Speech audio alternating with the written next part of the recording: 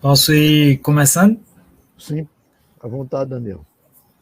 Então, eu acho que uma das primeiras coisas quando a gente fala para resolver essa situação, né, da falta de recursos dentro das comunidades, é a gente refletir sobre o modelo de sociedade que nós temos, né? Por que a gente está montando aqui o Centro Comunitário de Economia Solidária Paul Singer? Porque a gente entende que a lógica econômica ela tem que ser pensada a partir do ser humano e não do dinheiro, né? O problema não é o dinheiro.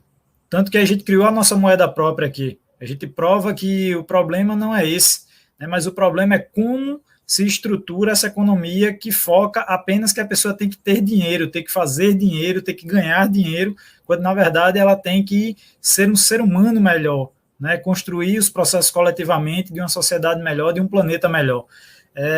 Quando você faz, por exemplo, a gente teria enfrentado essa crise de forma não tão ruim, né, mas a gente não teria sofrido tanto quanto está sofrendo se a gente tivesse realmente um governo preocupado com a outra lógica econômica. Esse desgoverno que a gente tem não está preocupado com o pobre. Tanto não está preocupado com o pobre, que a gente está aí há mais de um ano e meio da pandemia e ainda não foi discutido esse auxílio que era para ser emergencial, demorou muito, quando veio, veio pela metade, só veio um aumento porque o Congresso, né, e alguns partidos também querendo se beneficiar disso, empurraram para fazer esse auxílio ser um pouco maior, mas não porque estavam preocupados com o povo de verdade, apenas para ser contra o governo, que já é um desgoverno, né, e mostrar que eles estão fazendo alguma coisa, mas, no final das contas, o que a gente deveria ter discutido era se desde o início a gente discutisse a descentralização econômica do processo, a gente teria locais mais fortalecidos. O exemplo disso é a comunidade de São Rafael. Você chega aqui na comunidade de São Rafael, tem pessoas passando situação de dificuldade? Tem pessoas passando necessidade? Tem. É uma comunidade carente. Mas das comunidades carentes que a gente tem em João Pessoa, hoje ela é uma das que tem um dos comércios mais pujantes, embora tenha poucos comércios dentro da comunidade, porque a comunidade ela é pequena. Então a gente não tem, por exemplo, um açougue, a gente não tem uma farmácia, né, mas a gente tem mercadinho, a gente tem quem venda carne e tal, mas não tem, por exemplo, o que tem em outros bairros, como de fato um açougue, um supermercado completo, né, uma loja de eletrodomésticos, por exemplo, essas coisas a gente não tem. Mas as outras coisas nós temos, e isso fortalece a microeconomia. E desde o início, quando a gente montou a moeda comunitária aqui, a Orquídea e o nosso banco comunitário, a gente dizia isso. O problema é fortalecer as microeconomias. Quando você fortalece as microeconomias, por mais que a macroeconomia tenha um problema, como aconteceu agora na crise da Covid-19, mas você teria minimamente uma estrutura econômica que iria manter, né, a sociedade numa situação menos difícil do que a gente está. Se desde o início a gente tivesse voltado a ter, por exemplo, porque no momento da pandemia, qual foi o foco, né, desse novo modelo econômico? As pessoas precisam comprar mais próximas. Né? Se tivesse uma marcenaria no bairro, se tivesse uma loja de eletroeletrônico no bairro, se tivesse, de fato, as padarias nos bairros, se tivéssemos, né, as cozinhas comunitárias nos bairros, isso facilitaria o acesso das pessoas à comida, né, a vestuário e aos outros serviços, fazendo com que a gente gerasse trabalho e renda dentro do próprio território. E com isso a gente ia diminuir a falta, né, de dinheiro circulando nesses territórios e fazendo com que eles não sofressem tanto. Porque o problema hoje é esse modelo empregatício que nós temos. No sistema capitalista não vai ter emprego para todo mundo, mas entra governo, sai governo, seja municipal, estadual ou federal, acreditando que investindo dinheiro nas multinacionais, nas grandes empresas desses caras ricos que pegam seu dinheiro, que ganharam no Brasil e botam nos paraísos fiscais, a gente vai resolver o problema da renda e do trabalho no país. A gente não vai, porque esses caras eles querem apenas sugar a mão de obra do trabalhador, que está onde? Está na periferia, onde é que está a lavadeira, está na periferia, onde é que está o pintor, está na periferia, onde é que está o pedreiro, está na periferia, onde é que está a doméstica, está na periferia. E as periferias do Brasil, as favelas do Brasil, as comunidades do Brasil não são ouvidas. Elas só são usadas no período de eleição para ganhar votos. Isso é um problema extremamente complicado e que a gente precisa cada dia mais discutir. Não dá mais para a gente ter, em pleno século XXI, as meninas colocaram aí, elas estão numa ocupação em Bahia, a gente tem uma ocupação de 3 anos, mas fora elas tem ocupações de muitos outros anos, seja em Bahia, Cabedelo, em João Pessoa, e pleno século XXI, a gente tem um número de habitações maior do que o número de pessoas no Brasil, mas a gente tem um dos maiores déficits habitacionais do planeta. Por quê? Porque boa parte dessas casas que temos no Brasil são todas para especulação imobiliária. Enquanto pessoa não tem casa, está morando num barraco de lona ou de taipa, a gente tem trocentos apartamentos, trocentas casas espalhadas por esse país servindo de especulação imobiliária. Isso é um absurdo. Pessoas sem saneamento básico. Pleno século XXI, a gente está indo para a cúpula do clima, que vai acontecer agora, aí nas próximas semanas, e a gente ainda tem pessoas que estão cozinhando a lenha. Como é que a gente vai reduzir os efeitos, né, de gás carbônico na atmosfera se a gente está levando as pessoas a cozinharem de novo a lenha, coisa da Idade Média? A gente precisa rediscutir esse modelo econômico onde o centro da economia é a preocupação com o ser humano e não com o lucro, com o capital.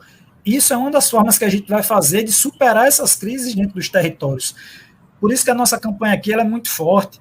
Ela nasceu lá no Conjunto Palmeiras, em Fortaleza, com o primeiro banco comunitário, o Banco Palmas, mas a gente replica isso aqui nas outras comunidades onde tem bancos comunitários, que é compre no seu bairro, incentive o comerciante do seu bairro, valorize a economia do seu bairro. Quando a gente fortalece a economia local, a gente melhora a nossa sociedade, a nossa comunidade, a nossa organização. Então, respondendo um pouco dessa questão aí de melhoria da economia, a gente só vai conseguir recuperar um pouco essa economia quando a gente estimular as microeconomias. A economia aí dentro da comunidade, fortalecendo o comerciante local, a menina que vende tapioca, que vende dindim cocada, que costura, faz uma roupa e vende dentro da própria comunidade. Então, é assim que a gente fortalece essa microeconomia. E isso está diretamente ligado a projetos como o Programa João Pessoa Sustentável.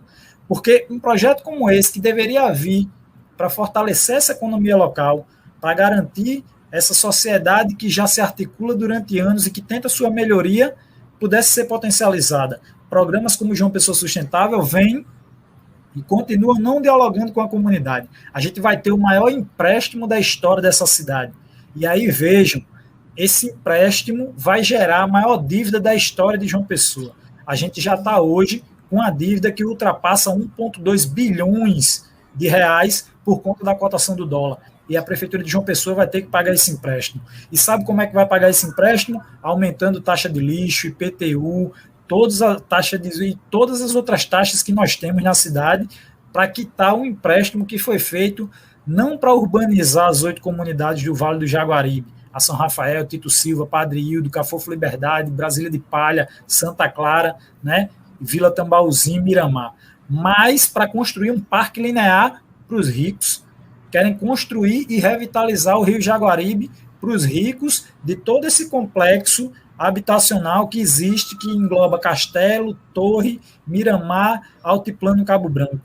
Não vão construir um parque para essas pessoas que sempre moraram aqui e quiseram a melhoria das suas comunidades. Vão construir um parque para os ricos da cidade e, de novo, com o discurso da sustentabilidade, o dinheiro verde, né, de que a gente precisa preservar o meio ambiente. A gente vai preservar o meio ambiente para o rico usufruir, mas para o pobre não. O pobre tem que continuar morando aí no seu barraco, no máximo agora vai receber um apartamento com 2 quartos, extremamente apertado, e se satisfaça com isso, porque isso é comparado ao que você mora numa mansão, porque todo ano sua casa alaga.